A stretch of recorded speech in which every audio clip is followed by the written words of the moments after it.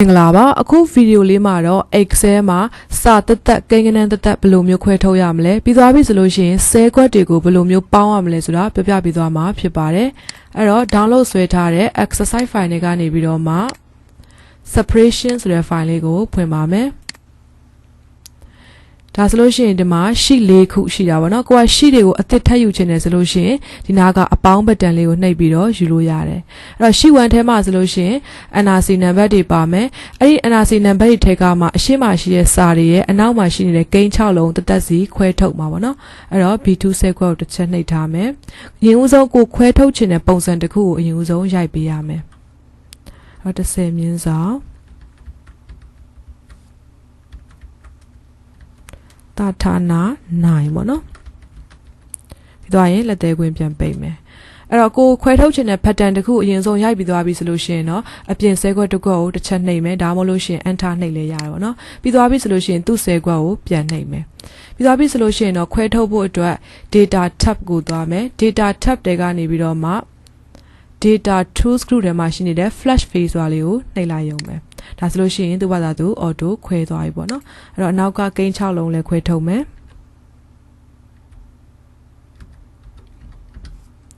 enter ပေါ့နော်ပြီးသွားရင်သူ့ကိုပြန် click မယ် flash face ပေါ့ဒါဆိုလို့ရှိရင်သူ့ဘာသာသူ auto ခွဲသွားပြီဒါကကြတော့ Microsoft Excel version 2013နဲ့အထက်ပေါ့နော်2013မှာလည်းရတယ်2013အထက်ဖြစ်တဲ့16 19 21ပေါ့ဒါတွေရတယ်ကိုက Microsoft Excel 2009တို့2010တို့သုံးမယ်ဆိုလို့ရှိရင်တော့ flash face သုံးလို့မရဘူးပေါ့နော်ဒါဆိုလို့ရှိရင်ဘယ်လိုမျိုးခွဲမလဲဆိုလို့ရှိရင်ဒီ sheet 2မှာပါမယ်ဒီလိုမျိုး function လေးတွေသုံးပြီးတော့ခွဲပေးရမယ်အဲ့တော့ဒါက2021သုံးတာဖြစ်တဲ့အတွက် flash face ကိုသုံးပြီးတော့ပဲခွဲလိုက်မယ်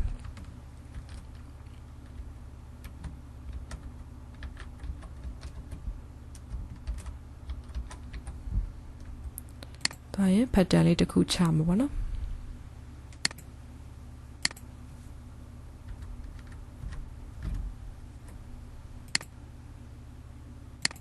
ဒါဆိုလို့ရှိရင်ပြီးသွားပြီပေါ့နောက်တစ် sheet တစ်ခုထပ်သွားမယ်ဒီမှာကြတော့ဒီမှာရိုက်ထားတဲ့ full name ထဲကနေပြီးတော့မှကိုကပထမဦးဆုံးတော့ first name တစ်လုံးပဲဆွဲထုတ်မှာပေါ့နော်အခုလိုမျိုးလေးဆွဲထုတ်မှာအဲ့တော့ဒါလေးတွေကိုဖြတ်လိုက်မယ်ပြီးသွားပြီဆိုရင်ကိုကကိုဆွဲထုတ်မှာပေါ့ equal to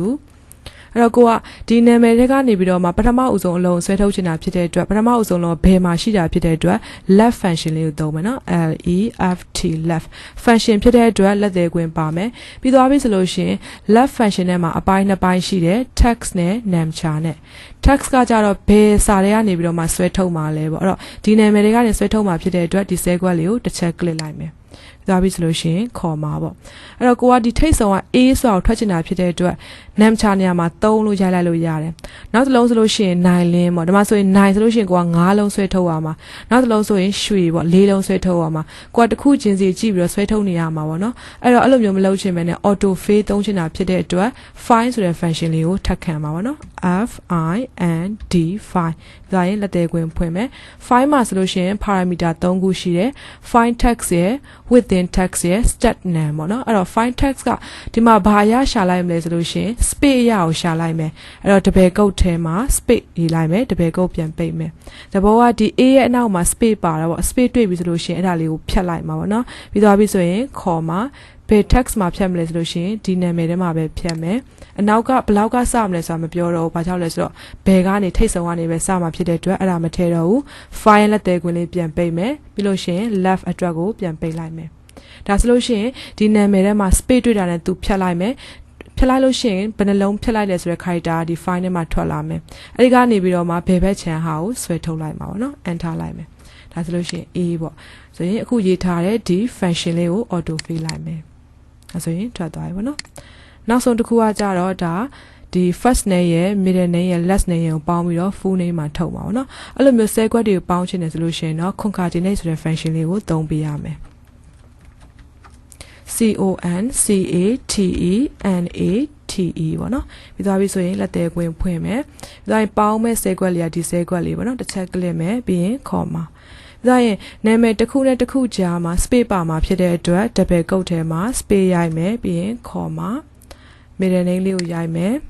ခေါ်မှာ double quote space double quote ခေါ်မှာပြီးသွားရင်နောက်ဆုံးနာမည်လေးကိုရိုက်မယ်ပြီးသွားပြီဆိုလို့ရှိရင်တော့ဒီ function ပြီးသွားတာဖြစ်တဲ့အတွက်လက်သေးခွင်းပိတ်မယ်enter ပေါ့နော်ဒါဆိုလို့ရှိရင်ဒါလေးကို auto fill လိုက်မယ် ဆိုလို့ရှိရင်ပြီးသွားပြီပေါ့နော်